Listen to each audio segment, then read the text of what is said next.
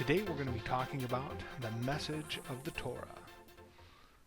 Many of you know that Torah equals law. That's what it means. Torah means the law, the first 5 books of Moses.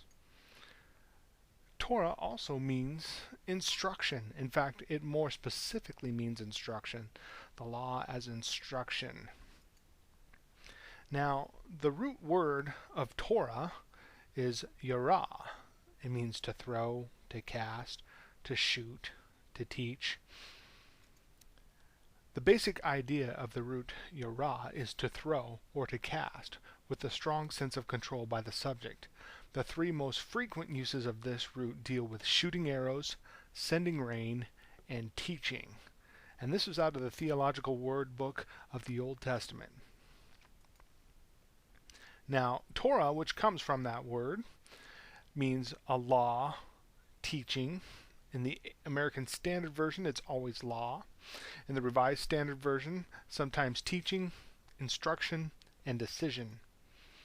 The word Torah means basically teaching, whether it is the wise man instructing his son or God instructing Israel. The wise give insight into all aspects of life so that the young may know how to conduct themselves and to live a long, blessed life. So too God, motivated by love, reveals to man basic insight into how to live with each other and how to approach God. Through the law, God shows his interest in all aspects of man's life, which is to be lived under his direction and care.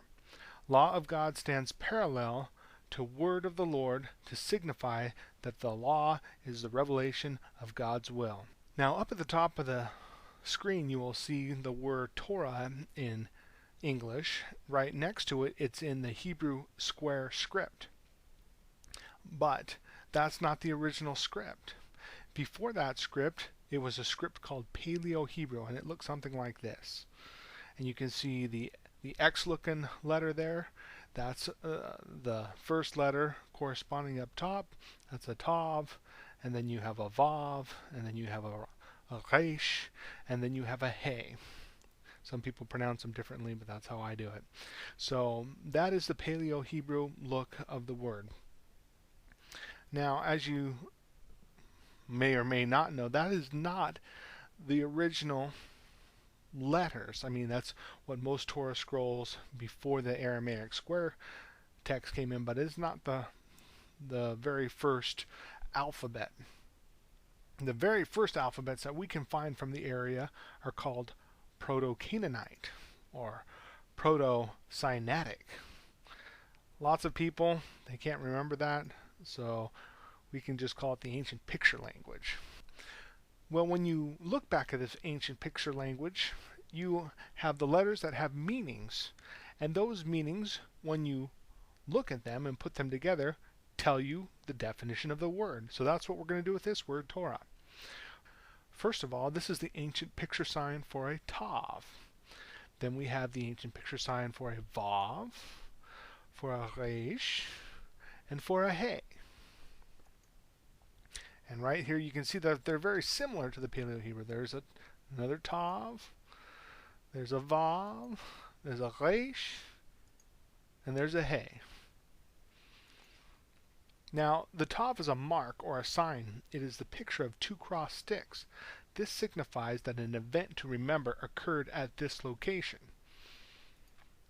The Vav is a tent peg or nail.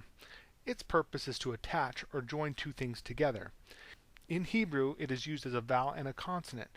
When it is attached to the beginning of a word, it means and. The Resh is a head. It is used to mean the highest, the supreme, the first, or the sum. The He means, behold. It is a picture of a person who has found something amazing. Later it became to be pictured as a window because one beholds objects through it. When placed before a word, it means the. So let's look at these. I'm going to go backwards through them, and we're going to see what this means altogether. Behold, the supreme head of all is nailed to the sign. Now we're going to go back and we're going to look at what the meaning of the word was from the theological word book. It was, so too God, motivated by love, reveals to man basic insight into how to live with each other and how to approach God. So we can see that the Messiah followed this instruction, this Torah, and so we must as well. You see, we see that the supreme head of all was nailed to the cross, and by his act of sacrifice we can now approach God. And it is also the instruction, as we see Jesus referred to in this verse. And he said to all, if anyone would come after me, let him deny himself and take up his cross daily and follow me. For whoever would save his life will lose it, but whoever loses his life for my sake will save it.